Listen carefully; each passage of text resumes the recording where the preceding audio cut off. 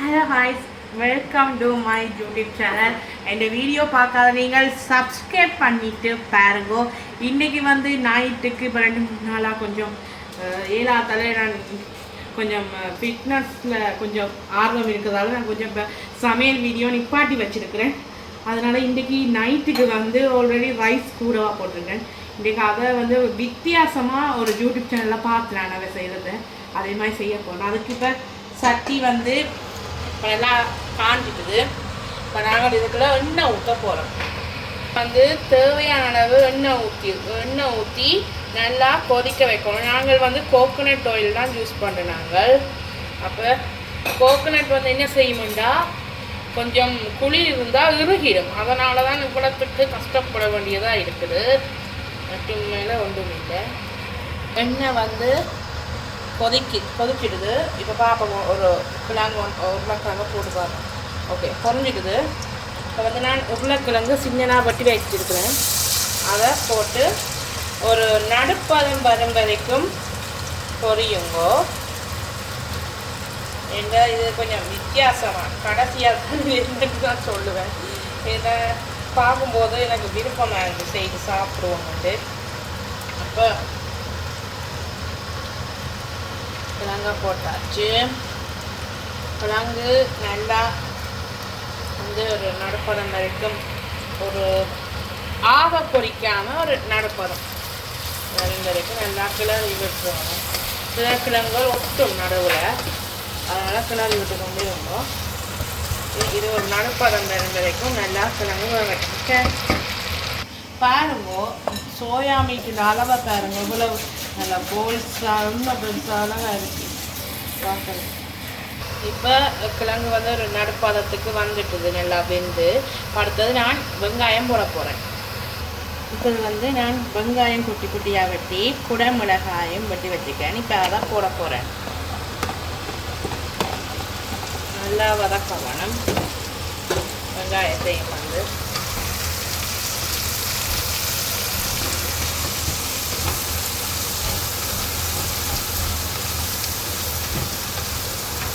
வெங்காயம் வந்து இன்னுமே கொஞ்சம் நல்லா வதங்க வரும். அது வரைக்கும் அடுத்தது இப்போ இதில் இப்போ நான் சோயா மீட்டை போட போடுறேன். சோயா மீட்டுக்கு தனி மிளகாய் தூளும் கொஞ்சம் மஞ்சள் தூள் உப்பு போட்டு பிரட்டி வச்சுருக்கேன். இப்போ அதையும் இதுக்காக போடுவேன்.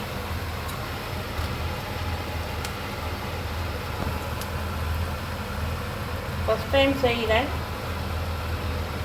ஒரு சேனலில் பார்த்தேன்னா.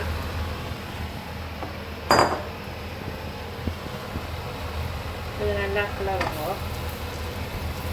இப்போ சோயா மீட்டும் வந்து நல்லா வதங்க வரும்.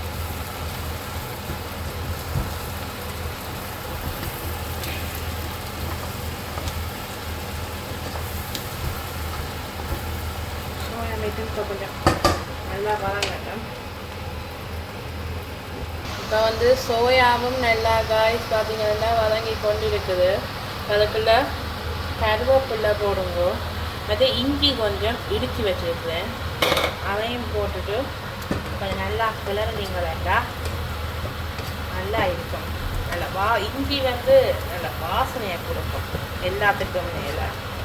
அதனால தான் இஞ்சி போடும். ஓகே, இது இன்னும் ஒரு 5 மினிட்ஸுக்கு இது கொஞ்சம் நல்லா எல்லாமே வேகணும்.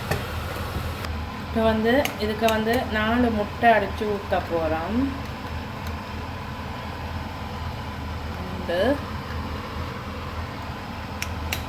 அடுத்தது 4 முட்டை இதை அடித்து வைப்போம். எல்லாம் வதங்கினதுக்கப்புறம் வந்து நாங்கள் ஓகே வந்து ஒரு கொஞ்சம் தனி மிளகாய் தூள், ஒரு சொட்டு தனி மிளகாய் தூள், பெரிய சாப்பிடலாம் போயிடும். சொட்டு தனி மிளகாய் தூள்.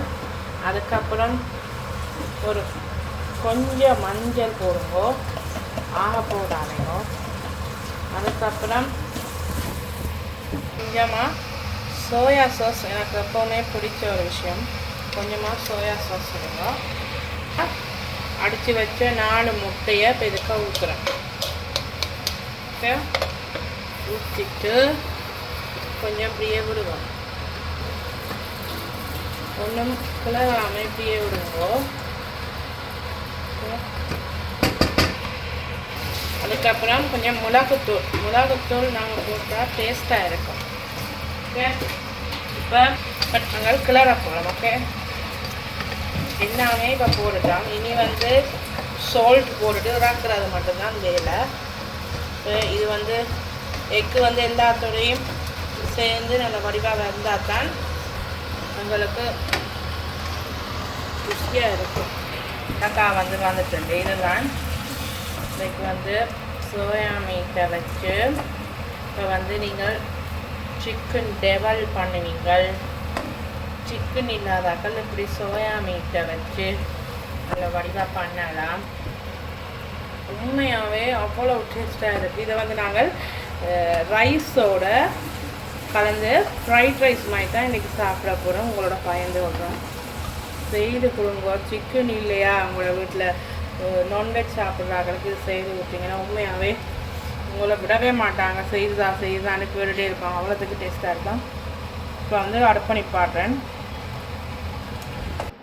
காய்ஸ் பார்த்தீங்களா, இதுதான் நாங்கள் செய்த இன்றைக்கி சோயா மீட் பிரட்டல். சிக்கன் இல்லாதாக்கள் இப்படி சோயா மீட்டை வச்சு செய்து கொடுங்கோ. இது வந்து பிரெட்டோடையும் சாப்பிடலாம், ரைஸோட சாப்பிடலாம், புட்டோட சாப்பிடலாம். உண்மையாகவே அவ்வளோ டேஸ்ட்டாக இருக்குது. ட்ரை பண்ணுங்க காய்ஸ். அடுத்த வீடியோவில் ஓகே காய்ஸ், அடுத்த வீடியோவில் உங்களை சந்திக்கிறேன். புது டிஷ்ஷோட பாரன். உங்களுக்கு மீது டிஷ் தெரிஞ்சால் எனக்கு கமெண்ட் பண்ணுங்க. நான் அதை ட்ரை பண்ணுறேன் செய்கிறதுக்கு. ஓகே, பாய். எனக்கு இந்த வீடியோவுக்கு சப்ஸ்கிரைப் பண்ணி லைக் பண்ணி கமெண்ட் பண்ணுங்க. பாய்.